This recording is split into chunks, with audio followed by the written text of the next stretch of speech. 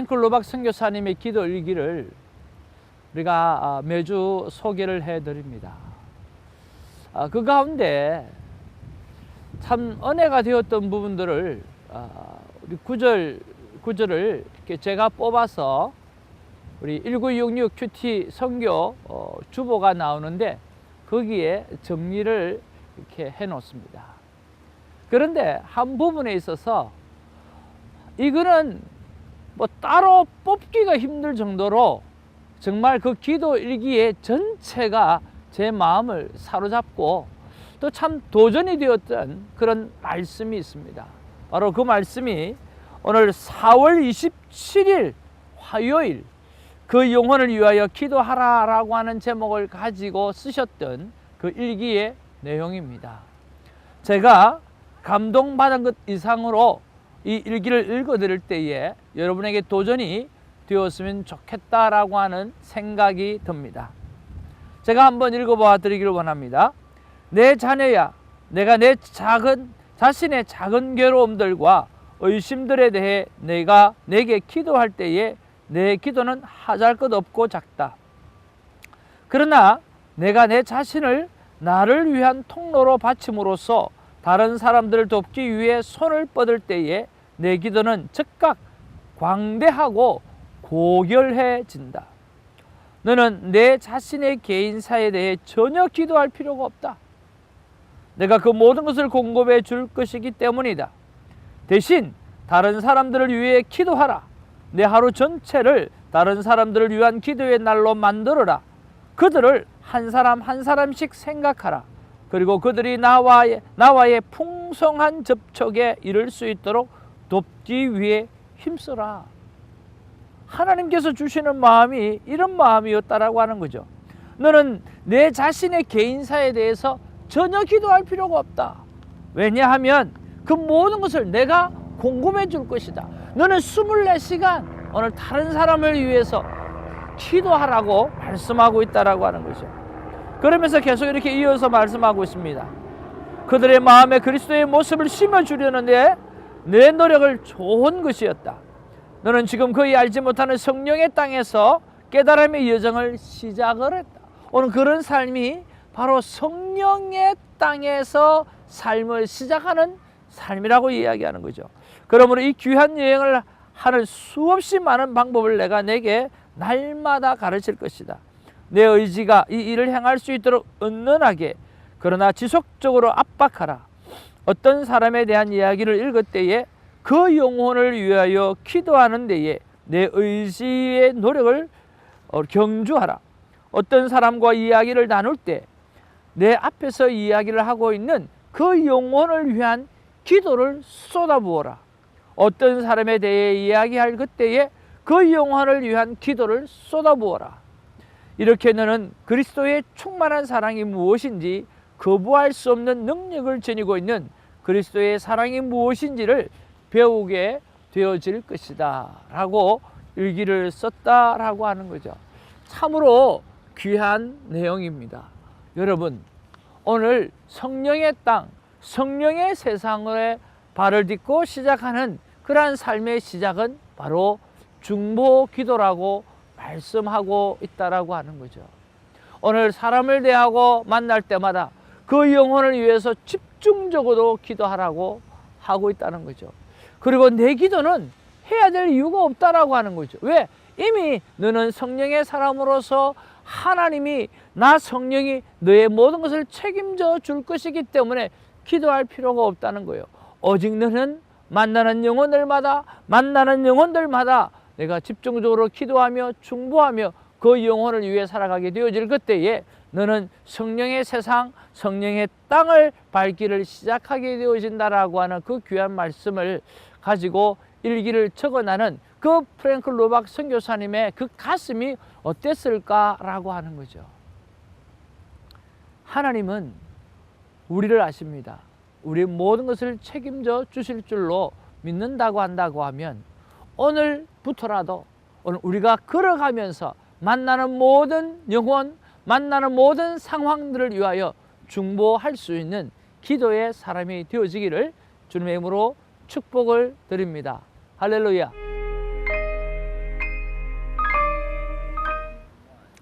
4월 21일 토요일입니다. 또 내일은 우리 주님 만나는 또 귀한 성일이기도 하죠. 6일간에 만났던 그 하나님의 벅찬 가슴을 가지고 우리가 주일날 주님 앞에 하나님 앞에 열정적인 예배, 또 감사의 예배, 은혜의 예배를 드리는 우리 모든 식구들이 되기를 주님의 이름으로 축복을 드립니다. 자, 오늘 이사야 48장 1절에서 11절 말씀이 오늘 본문의 말씀인데요. 자, 오늘은 크게 두 구분으로 나눌 수 있어요.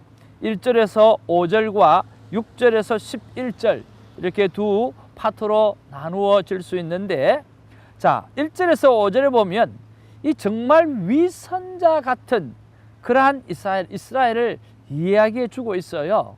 위선자 같다? 아니요, 위선자지요. 네. 1절과 2절에 보면 뭐라고 표현하느냐고 하면 이렇게 표현해요. 자, 1절 하반절에 보면 이스라엘의 하나님을 기념하면서도 진실이 없고 공의가 없도다 라고 이야기하는 거죠. 이스라엘 백성이요, 이스라엘의 하나님을 기념한다는 거예요. 그런데 무엇이 없어요? 예, 진실됨이 없다라고 이야기하는 거죠. 그리고 2절에 또 뭐라고 그렇게 이야기하느냐면 그들은 거룩한 성 출신이라고 스스로 부른다. 그리고 이 이스라엘의 하나님을 의지한다라고 하면서 그의 이름이 만군의 여호와라고 하나 내가 예로부터 처음 일들을 알게 하였고 내 입에서 그것들을 나갔으며 또 내가 그것들을 듣게 하였고 내가 호련히 행하여 그 일들을 이루어졌느니라. 내가 알거니와 너는 완고하며 내 목은 쇠의 힘줄이요 내 이마는 노시라. 그러면서 오늘 온갖 잘못하는 것을 다 한다라고 이야기하는 거죠. 5절에 한번 보세요. 자, 그러므로 내가 이 일을 예로부터 내게 알고 하였고 일이 이루어지기 전에 그것들을 내게 듣게 하였느니라.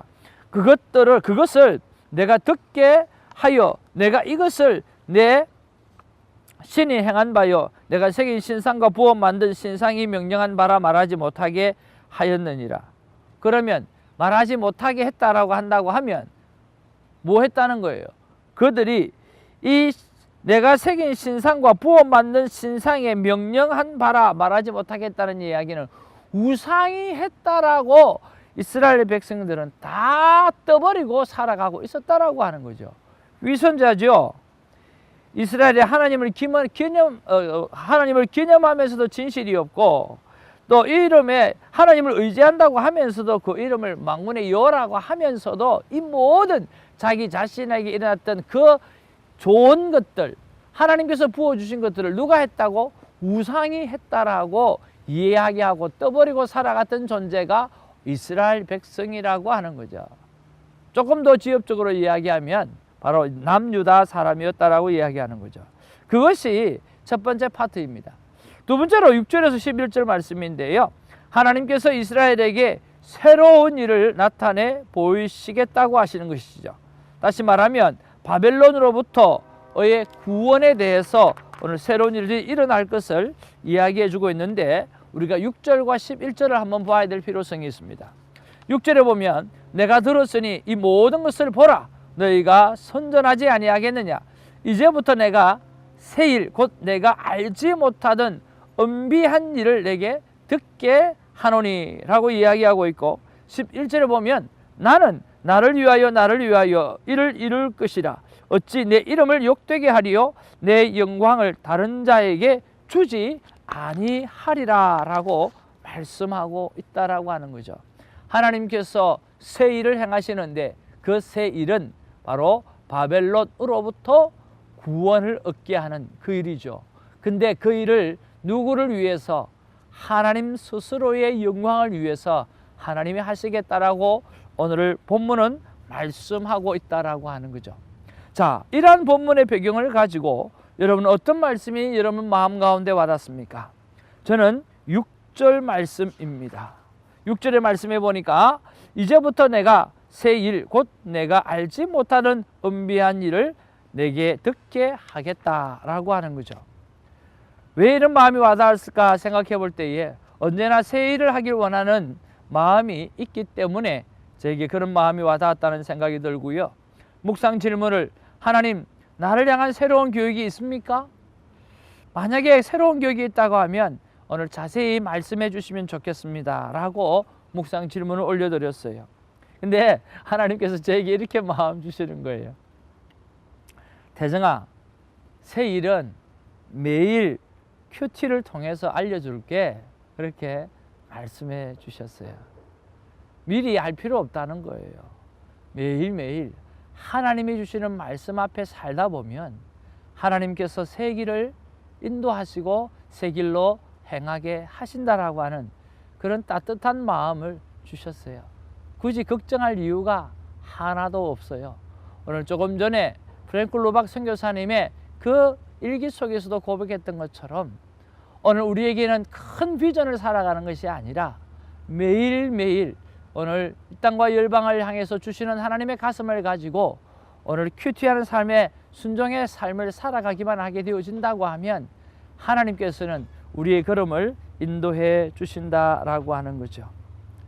참 그러면서 오늘 적용을 어떻게 할까라고 생각을 해보면서요, 이런 생각을 해보았습니다. 새 일을 행하시는 하나님, 이때까지 내가 들었던 찬양 가운데 새 일을 행하셨던 하나님이라고 하는 찬양이 있나?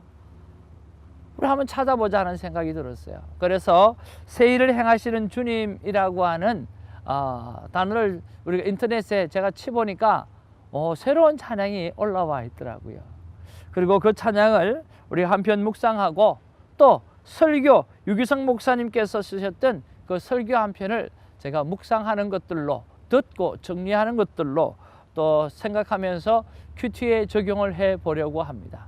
찬양 가운데 임하시는 주님, 그리고 목사님의 설교 한 편을 통해서 나에게 주시는 도전의 말씀이 오늘 새롭게 다가오게 될 줄로 믿습니다. 사랑하는 큐티인 여러분, 그렇습니다. 우리가 거대한 계획을 우리가 특별히 세워야 될 이유는 없으리라고 생각합니다. 그저 하나님께서 나에게 주셨던 그 마음을 가지고 우리가 매일매일 살아가게 되어진다고 하면 하나님께서 하나님의 뜻을 우리를 통해서 멋지게 이루어가게 되실 줄로 믿습니다. 기도하겠습니다. 사랑과 은혜가 충만하신 아버지, 참으로 고맙고 감사를 드립니다. 오늘 정말 새 일을 행하시겠다라고 하시는 그 하나님의 음성을 듣고 하나님께서 우리를 향해서도 새로운 계획을 가지고 계시고 새로운 일을 행하게 하실 줄로 믿사옵니다. 주님, 우리가 이 하나님을 바라보면서 매일매일 큐티를 통하여서 날마다 주시는 주님의 새로움을 깨닫고 새로 주시는 그 사명을 믿음으로 잘 감당할 수 있는 우리 모두가 되게 하여 주옵소서. 감사드리며 예수님 이름으로 기도하옵나이다. 아멘. 할렐루야.